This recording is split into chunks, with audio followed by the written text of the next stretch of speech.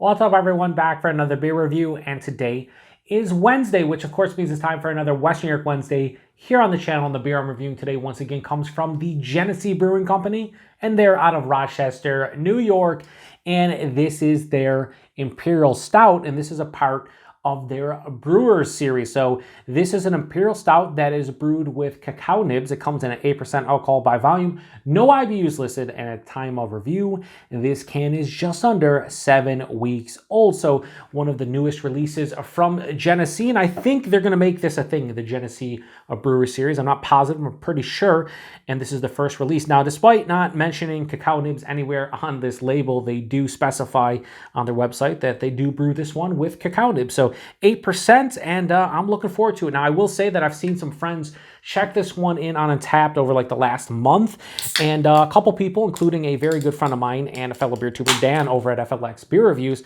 said that this one had like a metallic kind of vibe to it. There was like 3 people on my Untapped friends list that checked this one in that said metallic. It definitely was metallic. So usually I get that in like milk stouts with lactose, but yeah, they say nothing about lactose, so I don't know if I'll get it, or, you know, if it's something that, you know, it's just a character within the beer that a lot of people are getting, but we'll see.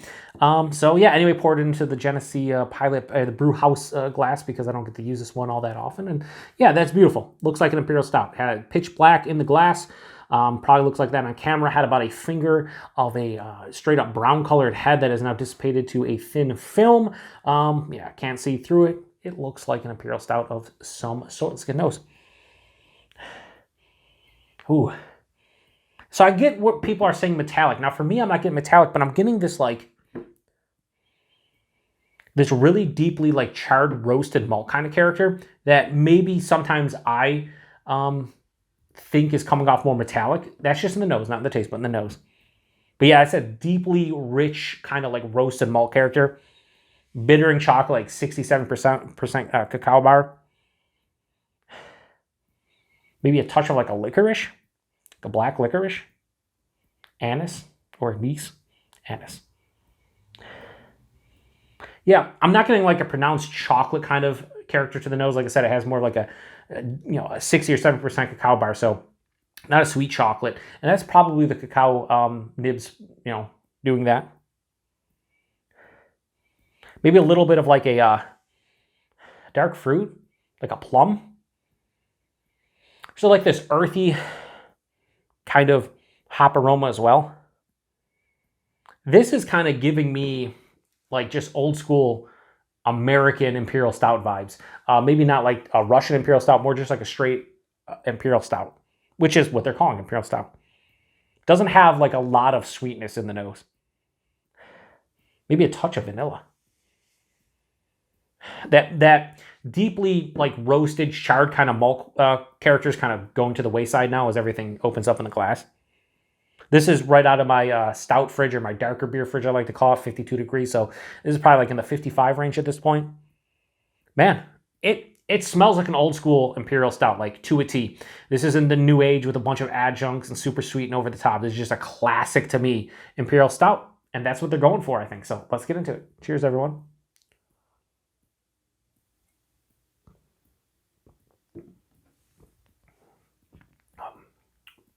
Ooh, I really like, I think the malt character is providing this really like rich, dark fruit vibe. It's really nice. Yeah, I'm not getting any metallic kind of qualities right now. But this is higher side of medium. I like to maybe see a little bit like low full. It is only 8% and not like 9 or 10. So I think it's appropriate for the style. But if I'm drinking Imperial Stout, I think I want to see it low full at the very least, right?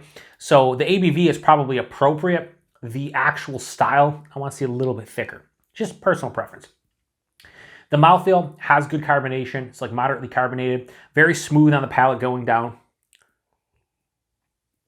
I will say 8%. Get a little bit of warming in the chest right from the get-go. Nothing on the palate, but definitely in the chest. So the taste really carries over from the nose for the most part. From the palate, it's deeply roasted like malt. That's the first thing I get. Right after that, it's chocolate. It's a 67% cacao bar, bittering like baker's chocolate, something in that realm, right? It's not a sweet chocolate, but it's the characters of the cocoa nib or the cacao nib where you're getting that, but without any kind of added sweetness. Then I get like a touch of like a molasses, maybe a caramel. There's a little bit of that anise in there, black licorice in that realm. Like I'm getting a little bit of that. Then right after that, I get a big pop of dark fruits. There's plum mostly.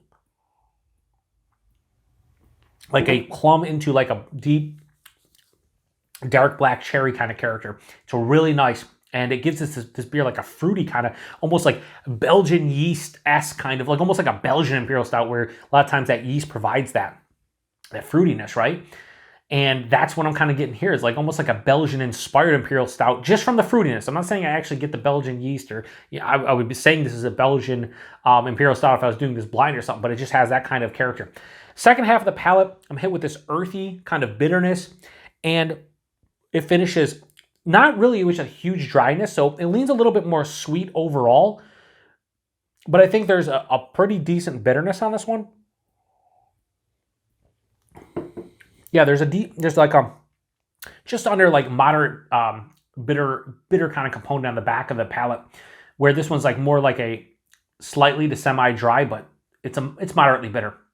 So it's not too sweet. In fact, some people I could see drinking this being like, I want a little bit more of an added sweetness, a little bit more of like a rich quality to the beer, and I could see that. Personally, I like where it is now, but I think that added sweetness might help me enjoy this one a little bit more because when you drink an 8%, 9% Imperial Stout, I don't want necessarily like I'm drinking my dessert unless I'm drinking like a pastry stout or something, but I think I want it a little bit more rich and I maybe bump up that like chocolate to like some sort of sweetness from the chocolate itself. 8%, like I said, in the chest, nothing on the palate, but I noticed it right away on the chest, so a little bit of a kind of a burning in the chest, so to speak. Really good. Is it amazing? I don't think it's amazing or anything, but from Genesee, it's pretty fucking good. And that could be looked at in a negative light, but you know, if you watch the channel, I love me some Genny Cream Ale, my go-to like cheap beer. I love everything they do from their specialty releases for the most part. Any of their, pilot batch stuff from the brew house is pretty fantastic. I'll always be, as the kids say, a Genny stan. If you stand for something, Eminem, the fans they call stan. So I stand for Genesee, and I probably will never change because Genesee makes some good beer at appropriate prices. And I shouldn't even say appropriate. They have great value beers. Like, it's awesome. So, the Genesee Imperial Stout, a part of the brewery series. I'm not going to give it a crazy high score or anything, but I think this is really well brewed, and I dig it. So I'm going to give it a high 4 out of 5. I'm going to go 4.05 out of 5. I think that's where this one lands. It's not amazing, but it's pretty damn good. Price and availability. This was a bit more expensive. I just got done telling you how good Genny is when it comes to value and price points and stuff. A 4-pack of this.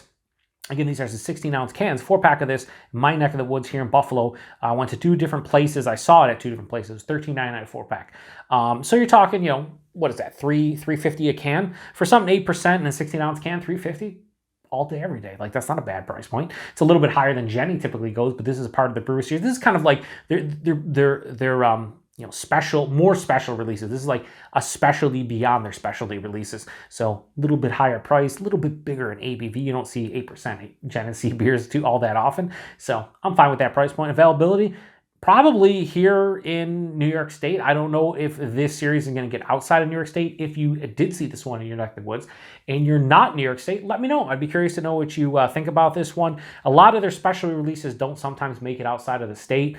And certainly something for part of their brewery series, probably brewed at the brew house at the brew house. I don't know if this is going to, you're going to see this in Pennsylvania or anything. I don't know. Let me know if you do see it. So, like I said, really good beer. I enjoy it. If you've had this one before, post in the comment section. Let me know what you think about it. Damn solid Imperial Stout. I'm glad I'm drinking it. Not disappointed in the least. Appreciate everybody stopping by for another beer review here on the Beer Patrol. To the next one. Cheers. Oh yeah, no metallic tinge here.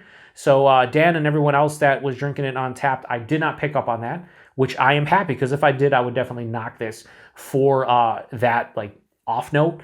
So I'm happy. But if you did get a metallic note, post in the comment section. Let me know. Cheers.